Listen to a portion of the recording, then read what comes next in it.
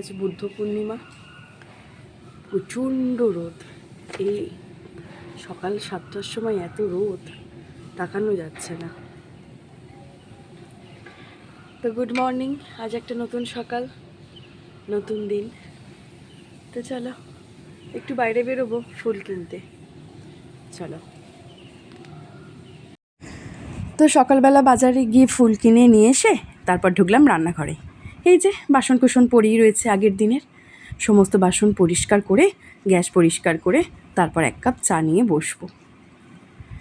এখন চলে এসেছি, ছেলেকে তো পড়তে দিয়ে এসেছি, আর আমরা স্বামী স্ত্রী এখন একটু চা খাবো। তোর দুধ চা আর আমার লিকার চা। তো যাচ্ছি এখন চা নিয়ে একটুখানি বসে চা খাবো, তারপর বাকি কাজ শুরু। এই সকালবেলা চায়ে বিস্কিট ডুবিয়ে না কামড় দিলে মনটা ঠিক শান্তি হয় না, আর এক চুমুক না চা খেলে। তো চাটা তো চাই, সারাদিনে দুবার চা খাই। এই সুন্দর চাটা বেশ না পেলে ঠিক ভালো লাগে না, দিনটা শুরুই হয় না মনে হয় যেন। তা আমার তো এরকমই মনে হয়। তা তোমাদের কেমন মনে হয় পরে আমাকে জানিও।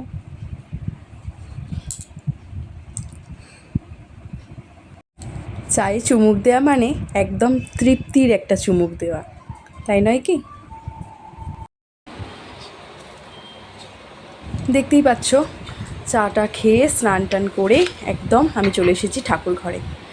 একদম ঠাকুরের আসনটা পুরো ভালোভাবে পরিষ্কার করছি, অনেক দিন পরিষ্কার করা হয়নি, প্রচণ্ড নোংরা হয়েছিল।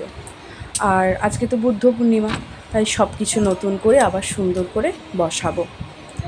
এই কোনো বিশেষ দিনেই আমি ঠাকুরের সিংহাসনটাকে ভালো করে পরিষ্কার করে আবার সব নতুন করে পেতে সুন্দর করে আবার সাজিয়ে গুছিয়ে বসাই। আর অসম্ভব ধুলো হয়েছিল। আর এটা দেখতে পাচ্ছ, এটা সেই গৃহপ্রবেশের সময় লাগিয়েছিলাম, এখনও রেখে দিয়েছি, আছে।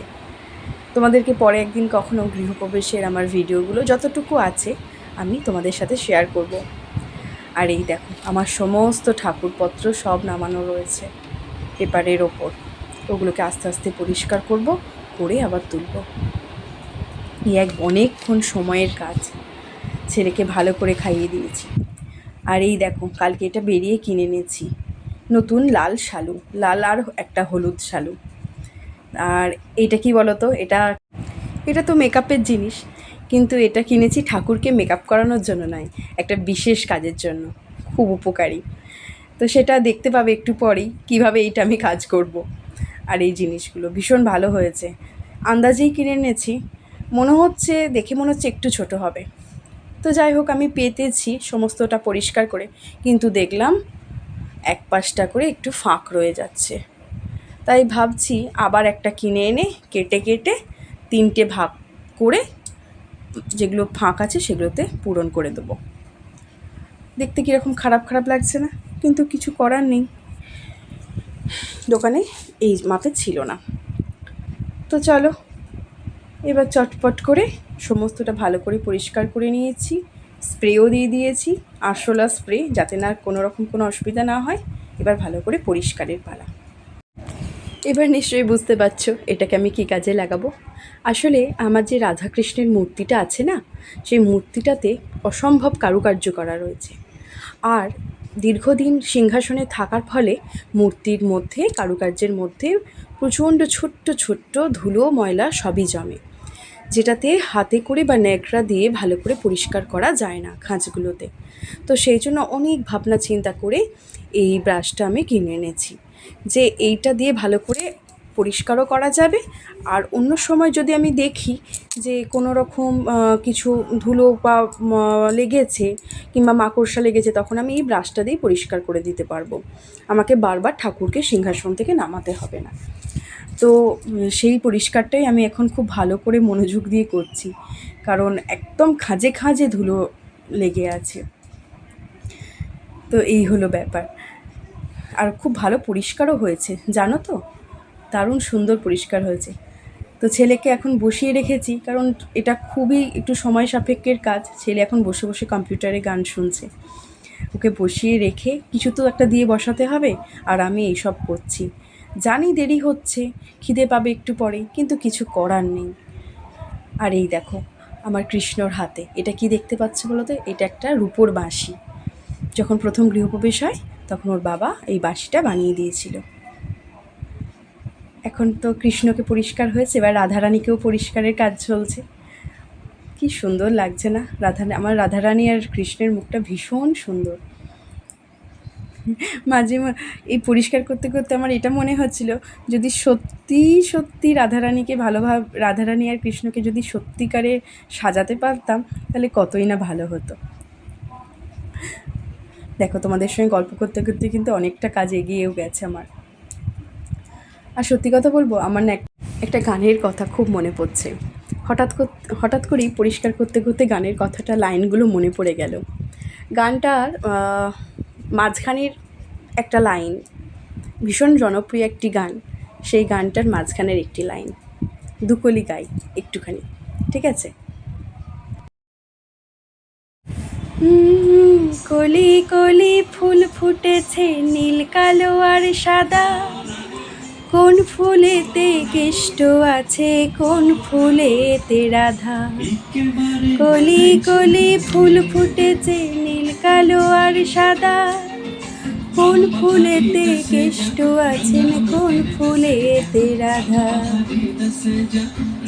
হরে কৃষ্ণ হরে কৃষ্ণ হরে কৃষ্ণ।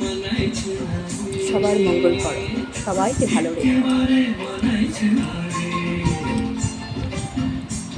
রাধারানীকে আমারও পরিষ্কার শেষ, এবার সরাসরি সিংহাসনে বসিয়ে দেবো।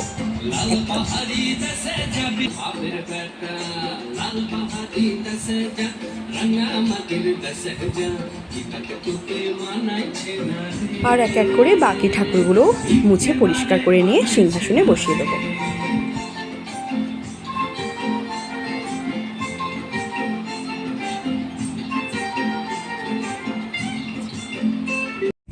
তো দেখো, এক এক করে সমস্ত ঠাকুরকে গুছিয়ে নিয়েছি, নিয়ে আমি পুজোও কমপ্লিট করে নিয়েছি। এখন প্রদীপ জ্বালিয়ে দিয়েছি, ধূপ প্রদীপ সব কিছুই দেখানো হয়ে গেছে, একদম কমপ্লিট ঠাকুর পুজো। মন দিয়ে খুব ভালো করে ঠাকুর পুজো করেছি। আজকে বুদ্ধ পূর্ণিমা বলে কথা, আর সবথেকে বড় কথা, ছেলে কিন্তু মন দিয়ে আমাকে পুজোটা করতে দিয়েছে। অন্যদিন দেয় না, বিশ্বাস করবেন না, দুটো হাত আমাকে জোর করতে দেয় না, কিছু না কিছু ওর থাকেই বক্তব্য। যাই হোক, খুব সুন্দর করে যতটা পেরেছি ভালোভাবে সুন্দর করে মন দিয়ে ভক্তি ভরে সিংহাসন সাজিয়েছি। ভক্তিতে কোনো রকম কৃপণতা থাকেনি, এটুকু বলতে পারি। কি ভালো লাগছে না দেখতে, ভীষণ ভালো লাগছে। আর একটা জিনিস লক্ষ্য করে দেখবেন, মনটা যদি অশান্ত থাকে, ঘরে যেখানেই যান না কেন, এই সিংহাসনের সামনে এসে একবার দাঁড়ালে মনটা ঠিক শান্ত হয়ে যায়। এই যে আজ বুদ্ধ পূর্ণিমা, তাই আমার বাড়ির বুদ্ধকে সুন্দর করে সাজিয়ে দিয়েছি। আর কি, বুদ্ধদেবকে প্রণাম করো। ওম বুদ্ধ কি বলছিলে? না, কিছু বলিনি। এই প্লেটে করে মিষ্টি দাও। কি মিষ্টি দেবো তোকে? কি মিষ্টি খাবে? আচ্ছা, বসে মিষ্টি খাবে। মিষ্টি দাও, ফুল দাও, ধূপ দাও। চলো, ধূপ কোটাবে। কি ভালো লাগছে না বাবা? এখানটা কি হয়েছে? তো আজকের মতো টাটা, আবার দেখাবে নেক্সট ব্লগে। এখন টাটা।